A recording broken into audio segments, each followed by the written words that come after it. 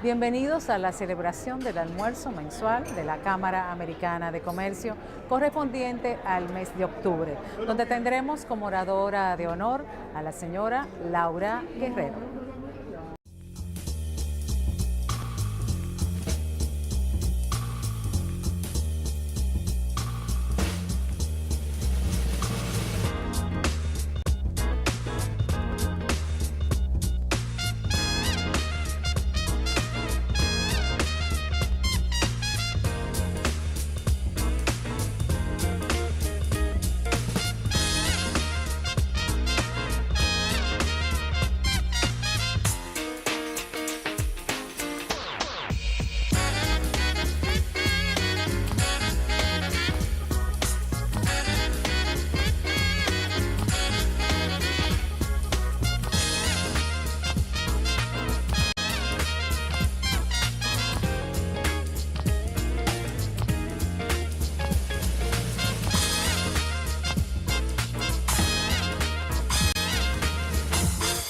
En 2004, durante el ciclo de almuerzos en AmCham con los candidatos presidenciales, hicimos la misma pregunta a los tres candidatos del momento.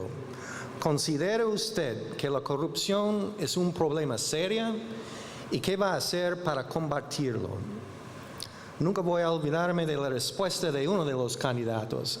Habló con mucha elocuencia de varios estudios de Transparencia Internacional, el Foro Económico Mundial, etcétera, citando con precisión exactamente dónde estuvo ubicado la República Dominicana en cada estudio y concluyendo, y cito, que sí, hay corrupción en la República Dominicana, pero todos los países sufren de este mal en una manera u otra.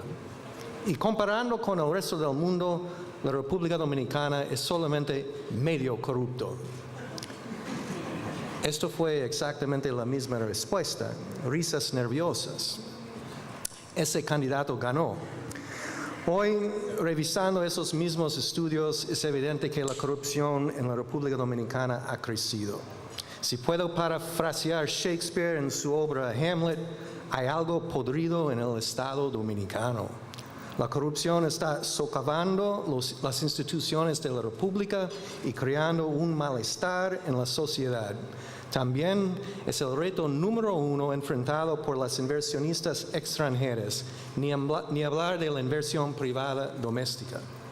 La lucha en contra de la corrupción tiene que ser una lucha de todos. Sector público, sector privado y la sociedad civil.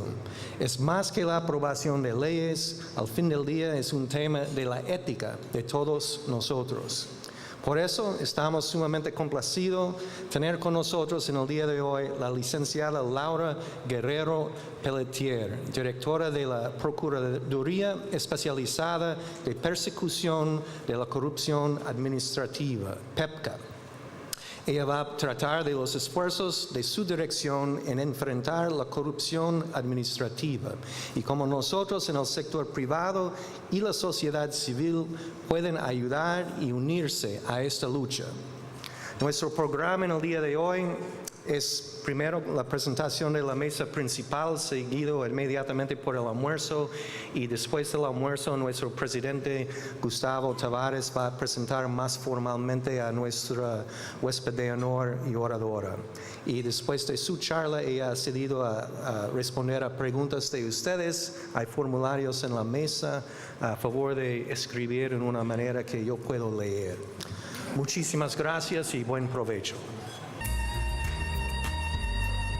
Estimada Laura Guerrero, directora de la Procuraduría Especializada de Persecución de la Corrupción Administrativa, oradora y huésped de honor en el día de hoy. Excelentísimo James W. Brewster, embajador de los Estados Unidos de América en la República Dominicana.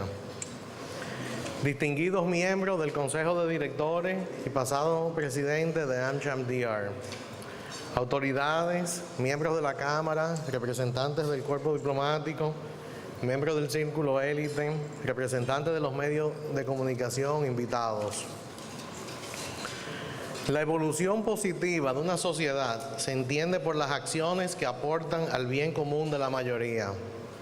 Lo contrario es síntoma de involución. La ley 140-15 sobre notariado, aprobada en el Congreso hace unas semanas atrás, es un ejemplo de esto último. Los argumentos esbozados en las últimas semanas en diferentes escenarios por representantes de organizaciones de todo tipo, incluida nuestra Cámara, así lo demuestran, ya que esa ley no solo favorece a unos pocos, sino que lesiona los intereses de todos los agentes económicos, es decir, de empresas y consumidores, socavando la competitividad del país y su capacidad de generar riqueza y empleo, y terminará bajando la calidad de vida de todos. Como dijimos en una convocatoria en el Congreso hace unos días, esa normativa aleja a la República Dominicana de prácticas notariales de vanguardia, encarece dicha función y limita extraordinariamente el acceso a los ciudadanos a ella, al punto que perjudica su seguridad jurídica y llega a imposibilitar la realización de ciertos trámites y negocios por las tarifas exorbitantes y condiciones que establece. El notariado es una función pública, no una profesión. No es posible sacrificar todos los esfuerzos que hemos realizado como país para atraer inversiones y facilitar el comercio, creando una ley que claramente beneficia a un solo sector, el de los notarios, y perjudica al resto de la nación, incluyendo al Estado. Y sí al Estado, porque el incremento de los costos al momento de hacer negocios elevará el costo de la producción y el costo de la vida. Alejamos a la inversión y también perjudicamos la mejora de nuestro mercado interno. Confiamos en que el buen juicio se imponga y que el Congreso pueda pasar una ley para suspender la recientemente aprobada 140-15. Deseamos asimismo un diálogo abierto para poder trabajar una nueva ley de notariado que esté en consonancia con las mejores prácticas internacionales.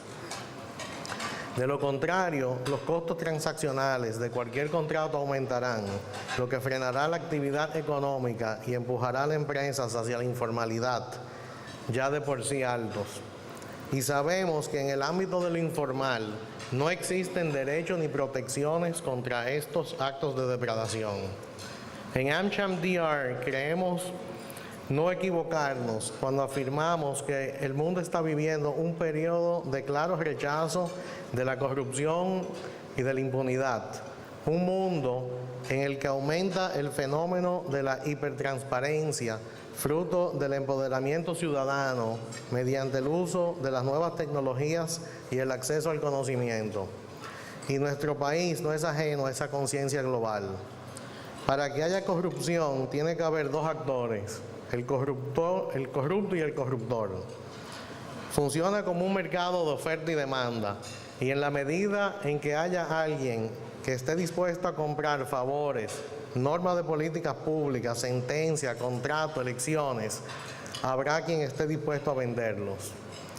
Para considerarnos un país desarrollado o verdaderamente en vías de desarrollo, no solo debemos ocuparnos de nuestro crecimiento económico, estabilidad macroeconómica, equilibrio fiscal. También debemos enfrentar con determinación a los actores mencionados, el corrupto y el corruptor, y trabajar para sembrar en las generaciones que vienen la conciencia de la ética y de la no impunidad. Es la única forma de que triunfe el Estado de Derecho y ganemos sana competitividad para un mejor clima de negocio e inversión. Esto a su vez debe traducirse en generación de empleo y riqueza que tendremos que saber repartir equitativamente para eliminar la pobreza y fomentar el bienestar. A nuestra disposición tenemos un marco legal que ha ido mejorando y puede seguir mejorándose. El embajador Brewster ha dicho en más de una ocasión que la lucha contra la corrupción en la República Dominicana nos debemos ocupar los dominicanos. Como sector privado tenemos una responsabilidad que asumir. Promovamos un ambiente de ética e integridad profesional. Denunciemos prácticas contrarias a la ley Exijamos el cumplimiento del debido proceso. Propiciemos la competencia leal y efectiva. Actuemos y exijamos transparencia en las operaciones. Es mucho lo que podemos poner de nuestra parte para reducir la corrupción y mucho también lo que nos podemos beneficiar de esa reducción como país y como sociedad. Ahora, para conocer un poco más de cómo se encuentra esta lucha y otros detalles, les voy a dejar con Laura Guerrero, quien cursó sus estudios universitarios en la Facultad de Ciencias Jurídicas y Políticas de la Universidad Pedro Enrique Ureña Xunfu, donde se graduó de licenciada en Derecho summa cum laude en el año 1994. Ha realizado cursos en el ámbito de Derecho Penal y del Derecho Civil, así como del Derecho Internacional Público, Proceso Penal Acusatorio, Lavado de Activos y Drogas, Recuperación de Activos, Delito Financiero y Seguridad Nacional Operativa, entre otros. Es también egresada de la Escuela del Ministerio Público del Programa Extraordinario de Formación en el año 2005 de la Universidad Autónoma de Santo Domingo. En el ámbito internacional ha participado en diversos cursos de especialización en Costa Rica, Guatemala, España e Israel.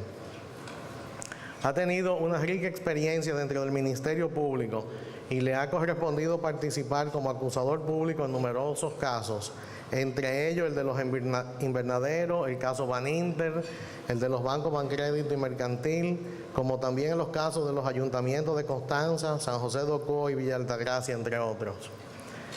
Gracias, Laura, por haber aceptado nuestra invitación y también a todos ustedes por acompañarnos. Muy buenas tardes.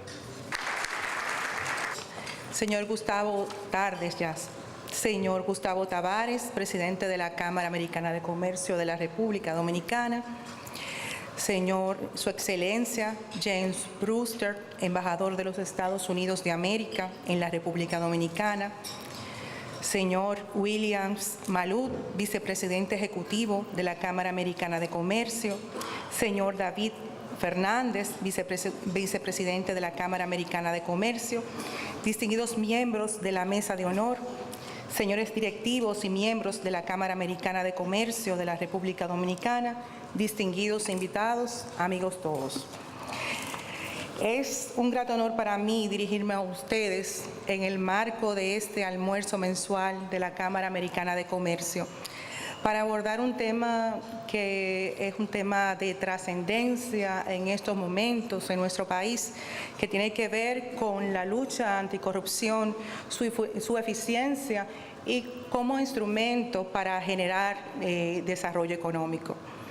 Como decía, es un tema de actualidad y de vital importancia, con el que espero promover la colaboración y la cooperación de los más diversos sectores nacionales para propiciar una verdadera integración de cara a un esfuerzo a fortalecer esta lucha que, como ya se ha dicho, es una lucha de todos.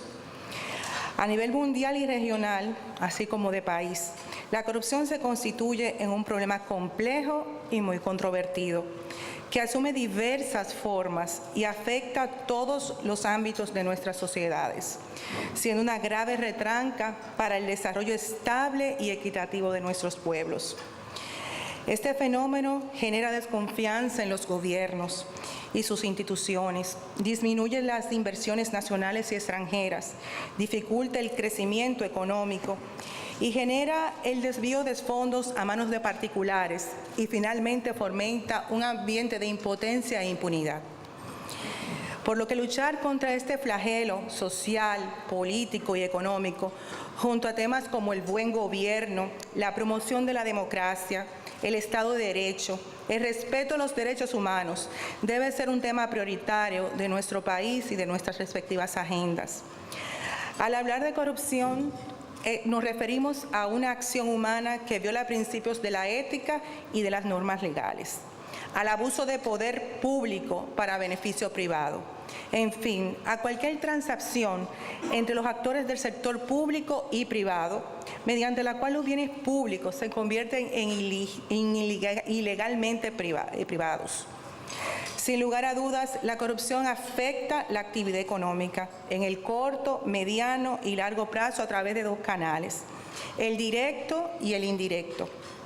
El efecto indirecto está relacionado con el impacto en lo político, lo social y cultural, y el efecto directo sobre el campo económico propiamente dicho.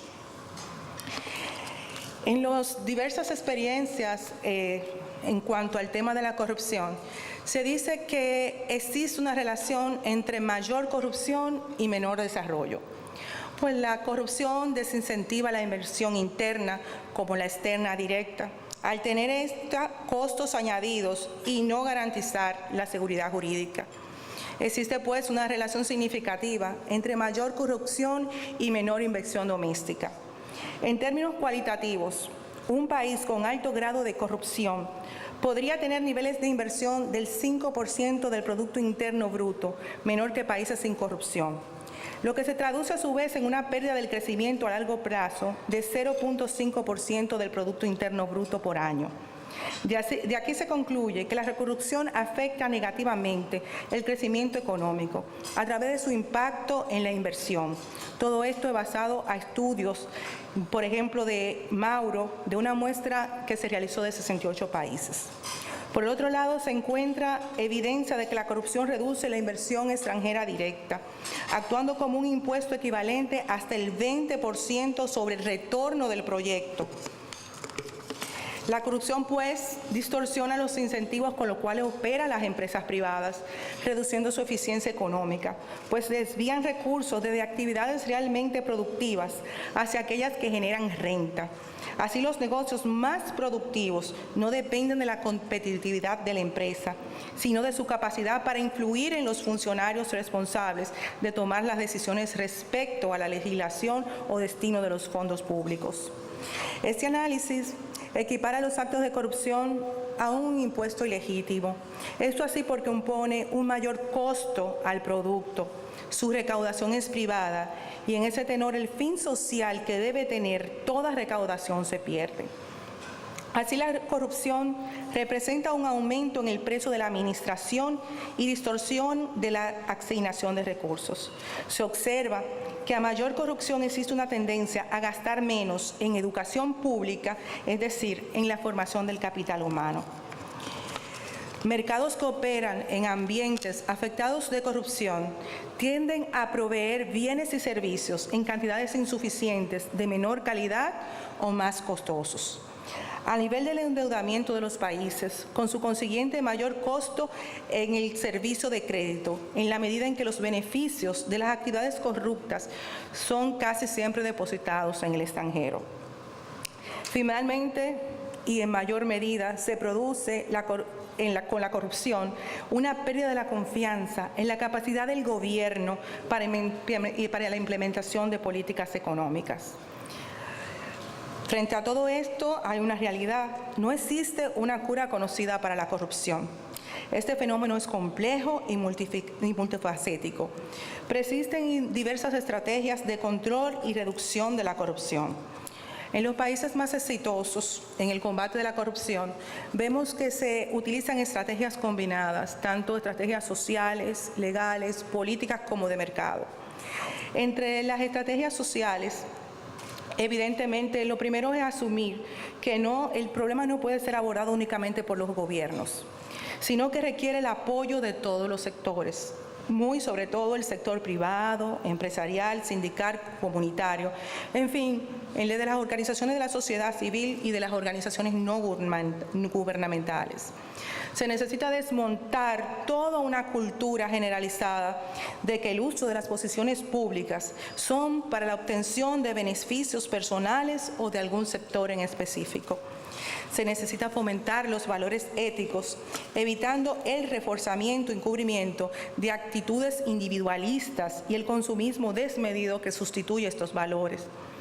Es muy necesario también, dentro del marco de la lucha desde el aspecto social, fortalecer la participación de la sociedad civil.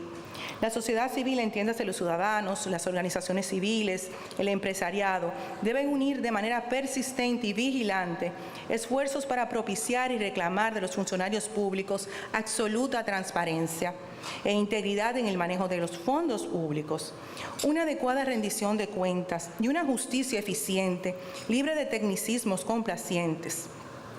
para así motivar la libre y leal competencia en actividades empresariales, industriales y comerciales, evitando el abuso de posiciones dominantes. Dentro del marco de las estrategias legales, es importante que el comportamiento corrupto se vea restringido por la ley y por su estricto cumplimiento.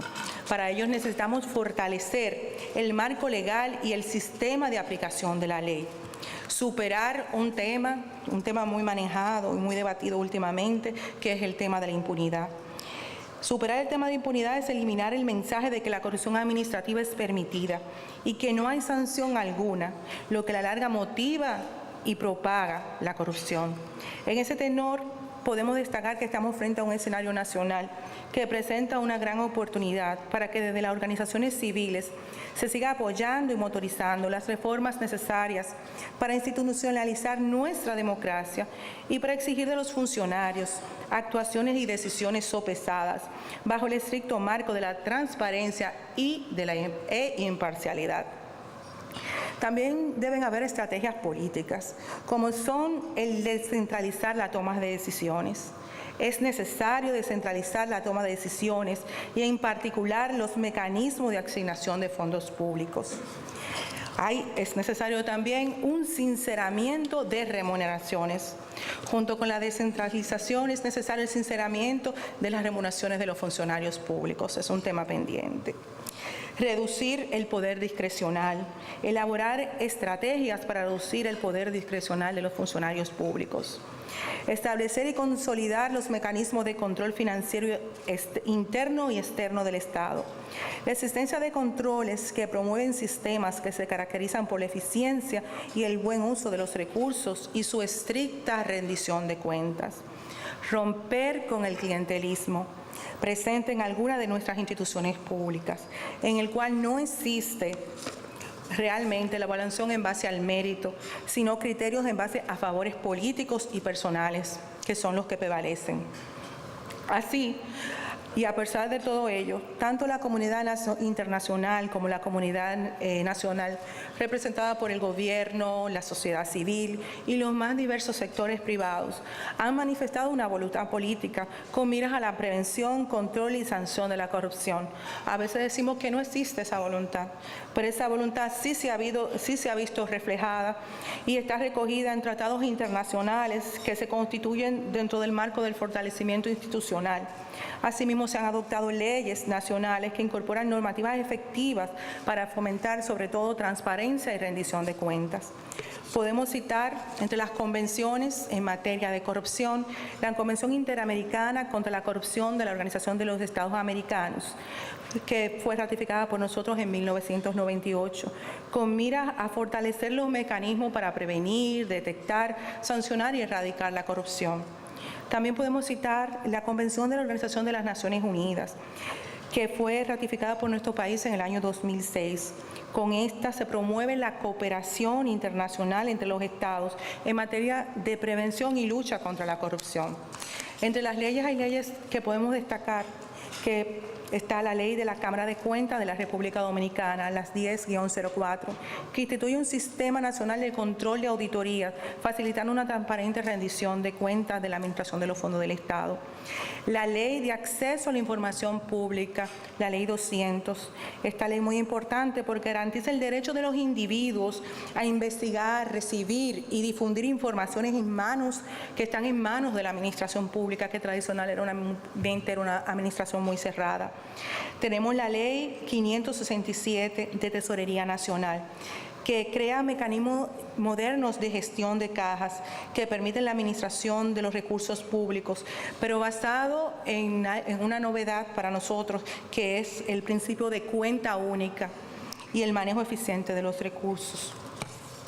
También tenemos otra ley que ha servido de paso importante, que es la Ley de Compras y Contrataciones Públicas, las 340, que establece los principios y normas generales que rigen las compras y contrataciones públicas relacionadas con los bienes, obras y servicios, así como las concesiones del Estado.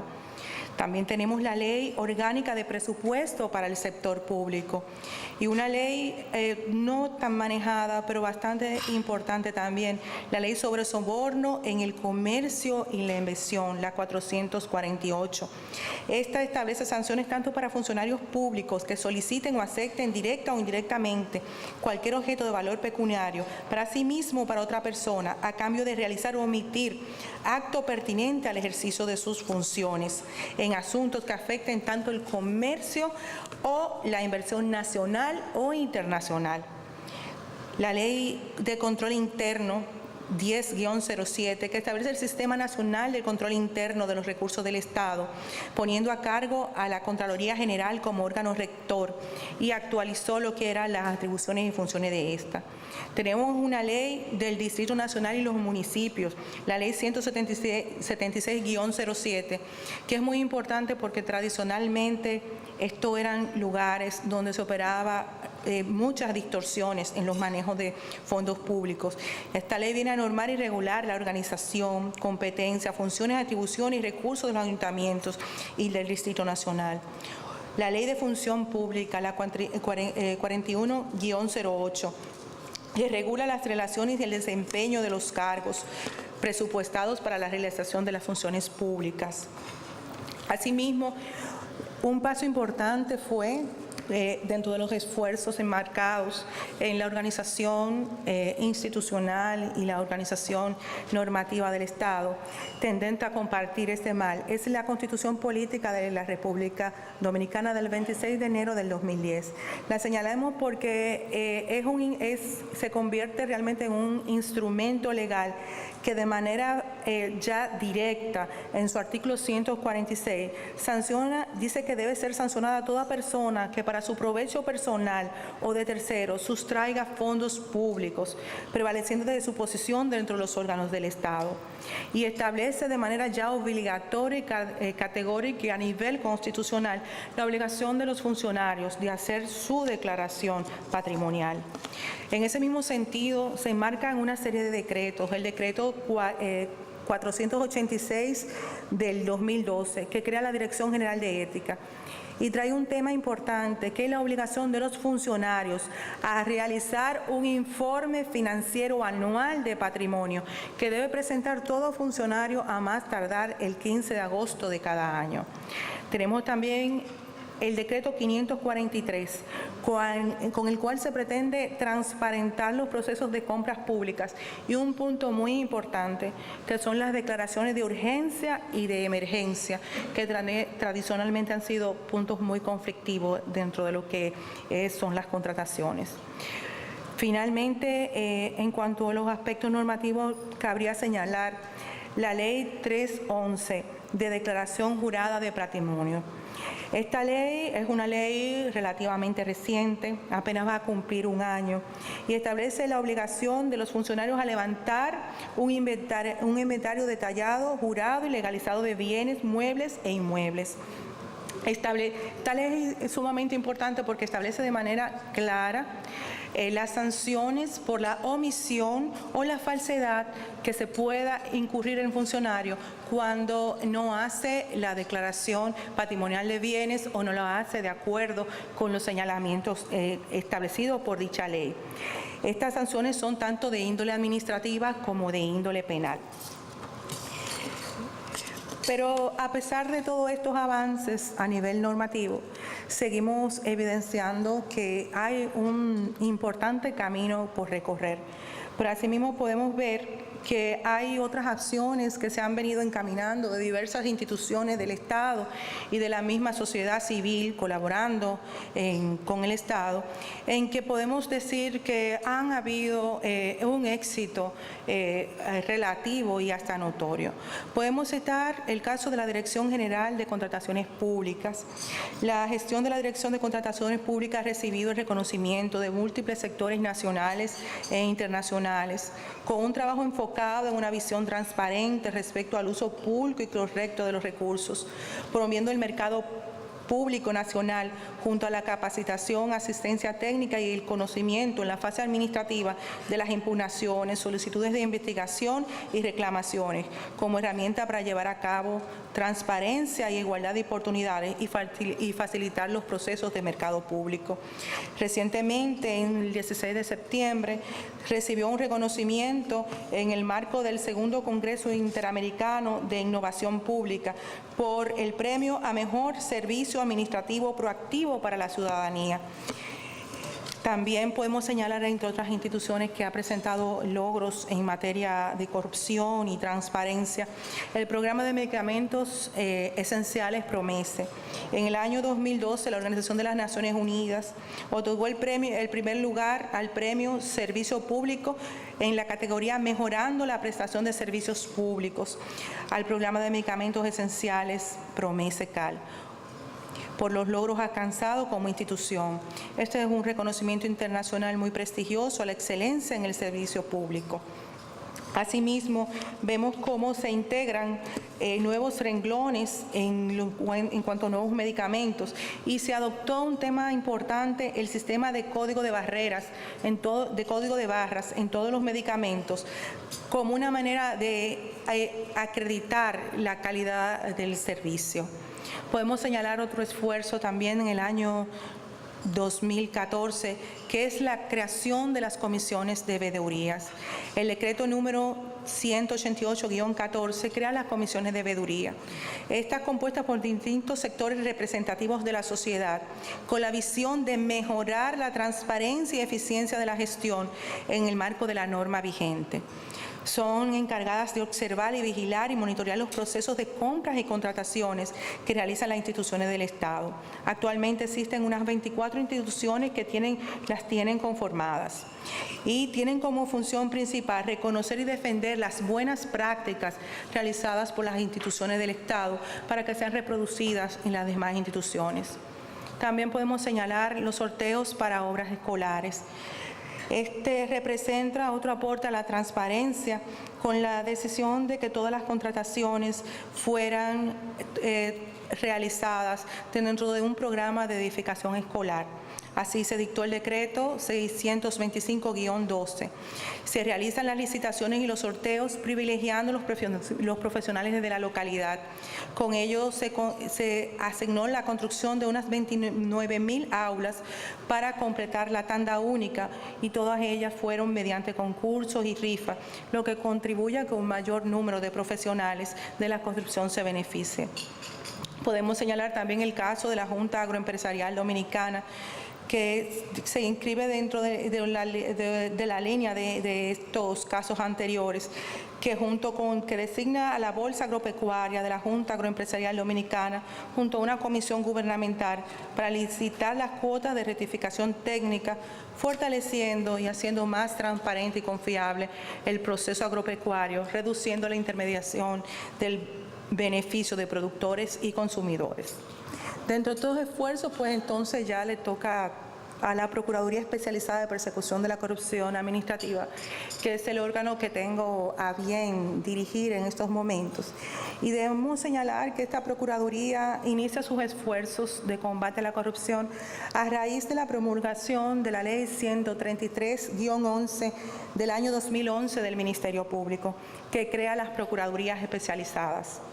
En ese tenor se dicta la resolución 003-2013 del Consejo Superior del Ministerio Público en fecha 4 de febrero del año 2013, que crea ya de manera formal las Procuradurías Especializadas, y la Procuraduría Especializada empieza a ejercer sus labores específicamente el 15 de marzo del año 2013.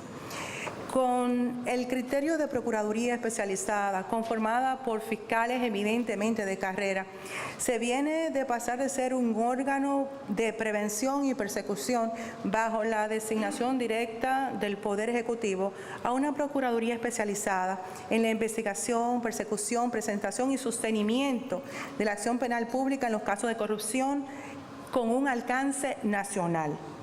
Esta Procuraduría se ha comprometido desde el inicio a sostener los procesos en todos los grados de jurisdicción de todos los procesos investigados. Anteriormente se investigaba un proceso en una de las especializados anteriores en materia de corrupción y ya pasaba y se abandonaba a su suerte con los fiscales de los diferentes tribunales, quienes le daban seguimiento de acuerdo tal vez a su criterio.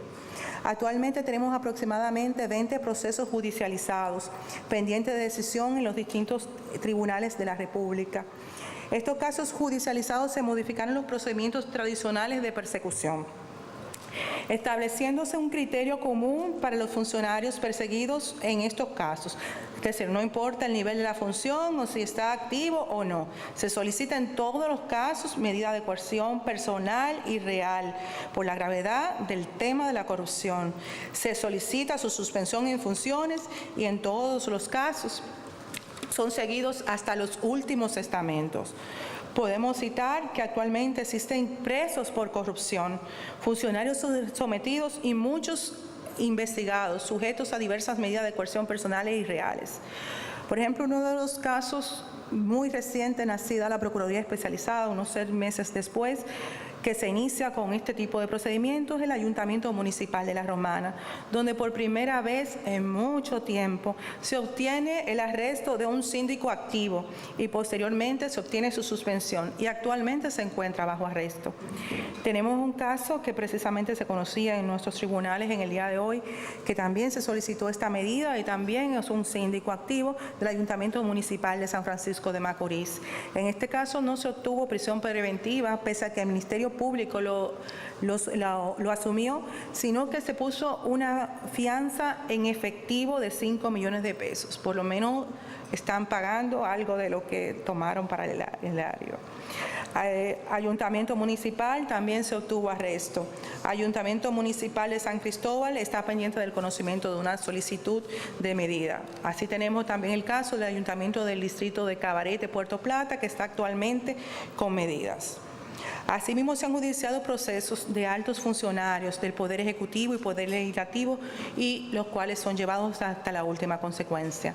Tenemos un caso de un director nacional, como el director de Bienes Nacionales, funcionario de alto rango del Estado, compelido a renunciar de su cargo y proceso llegado hasta las últimas instancias, actualmente está en el Tribunal Constitucional. Tenemos el caso de la Oficina de Ingenieros Supervisores de Obra del Estado, alto funcionario también, en el ejercicio de sus funciones. Está recurrida la decisión y se solicitó medida de coerción. Tenemos un caso importante también, que es el de la Liga Municipal Dominicana, alto funcionario, senador en funciones, se solicitó medida de coerción, está pendiente en el Tribunal Constitucional. Asimismo, la Procuraduría Especializada de Persecución de la Corrupción se ha empeñado en el cumplimiento de las condenas impuestas en los tribunales por delito de corrupción. En ese sentido, se ha procurado la ejecución de sentencias. Sucedía y era habitual que se entendía que las decisiones tal vez eran de los pequeños casos de corrupción y que por eso esas decisiones tal vez se obtenían pero no eran ejecutadas. Hay personas cumpliendo condenas por casos de corrupción, casos de migración, ASUA y NAGOJA. La Procuraduría también realiza acciones para favorecer la cooperación interinstitucional entre los actores vinculados a la detención, investigación y persecución de los hechos de corrupción en la administración pública, como por ejemplo Cámara de Cuentas, Contraloría General de la República, la Superintendencia de Bancos, la Superintendencia de Seguros, la Dirección General de Impuestos Internos y el Instituto Nacional de Ciencias Forenses, INACIF. Resulta muy importante para la persecución de los delitos realmente que las instituciones, tanto privadas como públicas, entiendan el sentir de la persecución y que realmente entiendan que la Procuraduría Especializada de Persecución de la Corrupción es un organismo que quiere hacer un trabajo y que la colaboración no puede ser apática ni realmente una colaboración en el tiempo, sino que la colaboración debe ser eficiente y la colaboración debe ser permanente e inmediata. También se ha aumentado el número de casos investigados. Actualmente hay unos 40 procesos en fase de investigación Hemos entendido también en un tema primordial el tema de las convenciones internacionales contra la corrupción y contribuir a la implementación de las recomendaciones que ahí se señalan. También llevar el ánimo de los actores de justicia y de la ciudadanía misma de que los delitos de corrupción no están derogados en el Código Penal como se discute muchas veces, ni que realmente no hay tipos para sancionar la corrupción. Sí hay que hacer esfuerzos extraordinarios para que se aplique, pero realmente hacemos los esfuerzos para que se apliquen en los casos y que no por el desuso y los tecnicismos jurídicos no se caiga realmente en el tema de la impunidad. La Procuraduría también especializada participa activamente en lo que es la formulación de propuestas en el Congreso Nacional. Nosotros entendemos que no todo es el nivel de ir y decir, bueno, ahí trancamos a tal persona, sino que debemos enfocarnos también en otro mecanismo de buscar que la corrupción, disuadir del tema de la corrupción a los funcionarios y también involucrar a la ciudadanía. Por eso estamos enfocados actualmente en un proyecto que entendemos importante, que es la Ley de Protección de Denunciantes, Testigos y Peritos de Actos de Corrupción. Asimismo, en el proyecto de ley de extinción de dominio o de decomiso civil de los bienes ilícitos. El móvil para una persona delinquir en esta materia es el enriquecimiento. Desde el momento en que exista un procedimiento más allá del procedimiento penal, que sea ágil, que sea una manera pronta de recuperar esos activos sin estar sometido a la rigidez del tema penal, pues será un mecanismo para disuadir a muchas personas. Entendemos que este decomiso civil se constituye en una excepción al derecho de propiedad y se puede proceder al decomiso o confiscación de los bienes o activos de las personas físico-morales que no puedan probar el origen lícito de sus bienes o activos. Esta figura tiene su fundamento en nuestro país, específicamente en el artículo 51-6, que recoge como excepción al derecho de propiedad la regla del posible decomiso o confiscación de todos los bienes que tengan su origen en ilícitos y se constituyen un mecanismo ideal para evitar que los que delinquen queden en posesión de los bienes, aun en los casos en que se haya declarado el archivo, la rebeldía, la prescripción, la extinción o suspensión de la acción penal. Todos estos tecnicismos. No se ha podido identificar al imputado o se haya evadido la persecución penal de cualquier manera. También tenemos propuestas para establecer lo que sería la no prescripción de los tipos de materia de corrupción. Entendemos que la Constitución perfectamente establece plazos excepcionales en su artículo 146 para los casos de corrupción. Se benefician mucho de la prescripción, de la extinción, es decir, el tema de que exista una imprescriptibilidad de los hechos de corrupción sería un tema bien interesante y son propuestas que deben ir caminando y que deben ir circulando en nuestra sociedad. Asimismo, como la transnacionalidad de las jurisdicciones en esta materia. Y todo esto con la finalidad de colaborar desde el organismo que dirigimos, Procuraduría Especializada de Persecución de la Corrupción, en nuestra calidad de órgano rector en la persecución, investigación y sometimiento de los hechos de corrupción, a cambiar la percepción de impunidad generalizada en esta materia, con mira a fortalecer nuestra democracia y el Estado de Derecho, y en favor de los mejores principios éticos y de transparencia en y desde el Estado. Muchas gracias por su paciencia.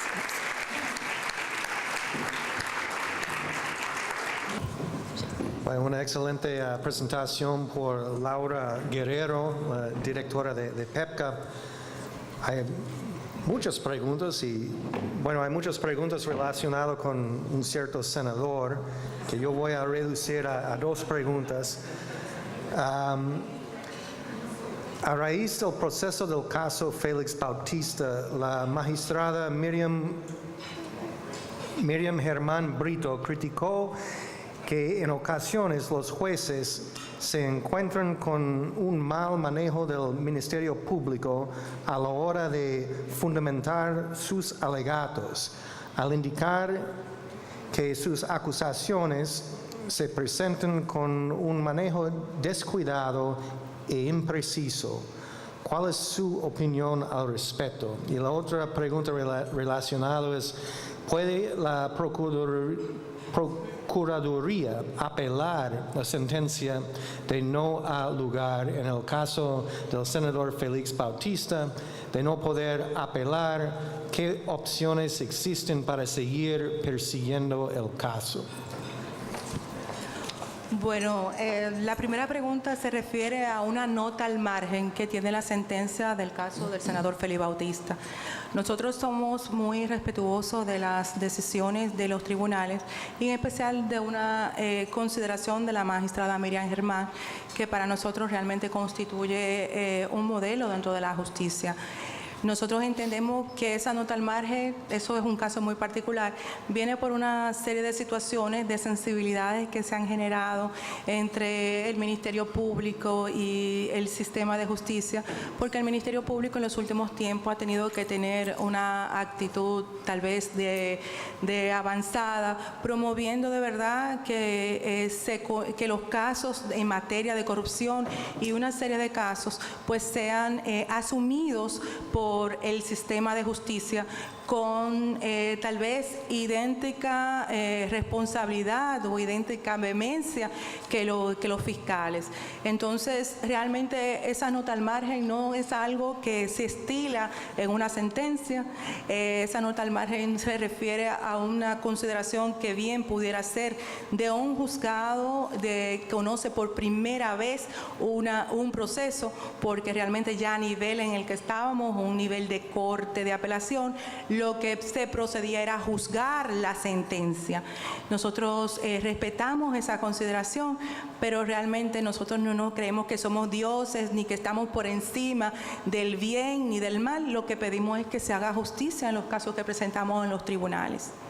¿Va a haber sanción conforme a la ley para los funcionarios que no han presentado su declaración de bienes o nos olvidamos de eso? Bueno, yo creo que nunca nos debemos olvidar de lo que no está bien. Siempre tenemos que estar pendientes y como sociedad siempre debemos reclamar.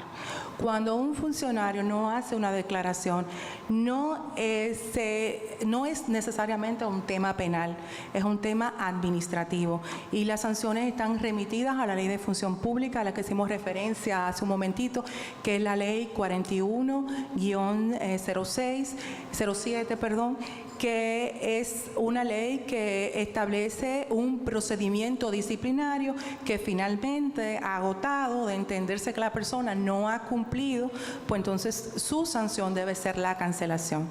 Ya el tema de los aspectos penales tiene que ser cuando la persona sale del cargo, no ha efectuado la declaración, existe una presunción establecida por la ley 311 de que debe procederse a una investigación por enriquecimiento ilícito. Bien, en Colombia acaban también de enviar servidores públicos a evaluación poligráfica. En Costa Rica, candidatos presidenciales se sometieron a una evaluación poligráfica y así otros funcionarios. ¿Cree usted que funcionarios deberán someterse antes, mientras y después que asumen un puesto? Bueno, eso en nuestro país no está previsto por la ley, es decir, que eso sería bajo una consideración muy específica. Me luce que en lo inmediato no podría ser aplicable. Okay. Sabiendo que la Procuraduría General de la República no es la única institución que incide en la detección y persecución de la corrupción, ¿nos podría indicar cuán efectivas han sido las acciones contra la corrupción cuando ustedes son apoderados por instituciones como la Contraloría General de la Nación o por la Cámara de Cuentas? ¿Existe una colaboración efectiva entre ustedes? Sí existe una colaboración con la Cámara de Cuentas y creo que en los últimos tiempos ha mejorado el trabajo entre una institución y otra. La verdad es que la Cámara de Cuentas, yo entiendo que se está preocupando por mejorar los aspectos que nosotros como Ministerio Público señalamos, porque inicialmente debemos exponer que las auditorías que hace Cámara de Cuentas no son auditorías forenses, son auditorías de gestión, son auditorías que tienen un carácter eminentemente administrativo. Entonces, eso nos trae a nosotros que cuando nos envían una auditoría, pues muchas veces nosotros tenemos que volver a hacer esa auditoría en los aspectos que entendemos que hay situaciones que pueden establecer responsabilidad penal. Ahí nosotros hemos logrado ya que en la misma Cámara de Cuentas se entiende este tema, y entonces ellos están buscando la manera de, en algunos casos, integrar los auditores forenses. Muchos de los casos que nosotros hemos señalado pues tienen auditorías que están en los tribunales. Por ejemplo, el caso que señalamos del Ayuntamiento de San Francisco de Macorís, el Ayuntamiento de Cabarete, todos esos casos, el caso de bienes nacionales, están avalados en un trabajo de auditoría de la Cámara de Cuentas. Bien. ¿Qué impacto cree que generarán precedentes en nuestra región, como el caso de Brasil y Guatemala? Yo entiendo que todos estos casos producen un impacto positivo.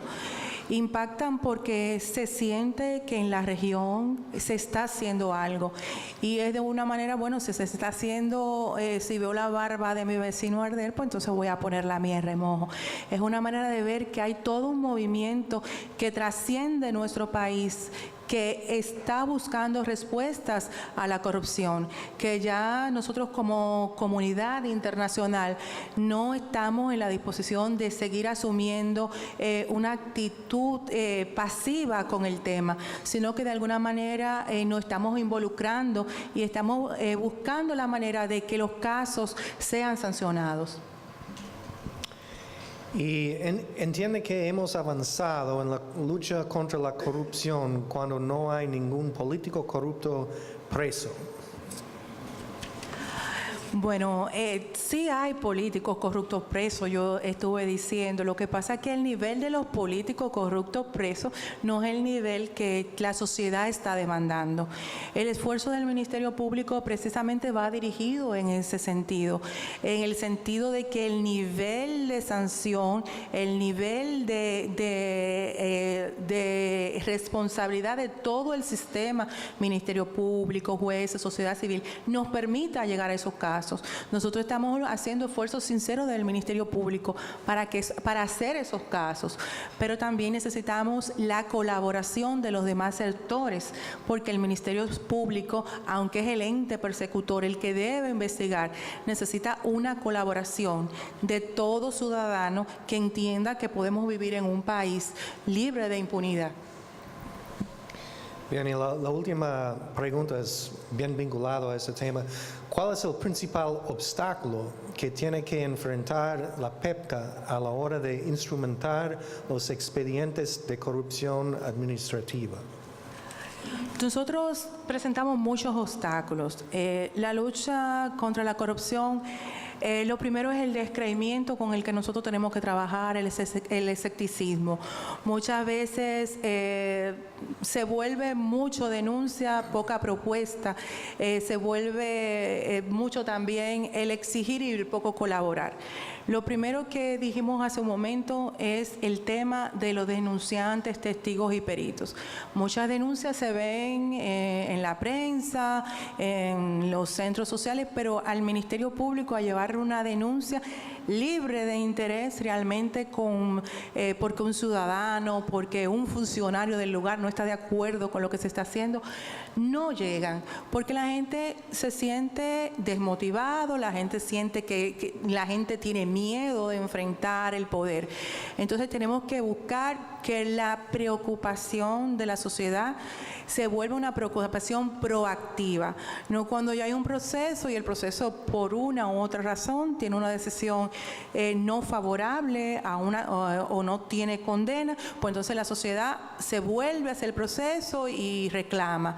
La sociedad tiene que integrarse desde el momento mismo de la ocurrencia de los hechos, pero entendemos que también como sociedad le tenemos que dar unas garantías mínimas a esa persona que va y denuncia.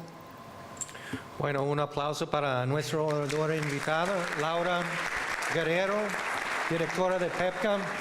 Muchísimas gracias para la presentación y esa rueda de preguntas y que no está sola en esta lucha. Cuenta con nosotros en ayudar y unir esfuerzos para mejorar la situación. Muchísimas gracias a todos ustedes y que pasen una buena tarde.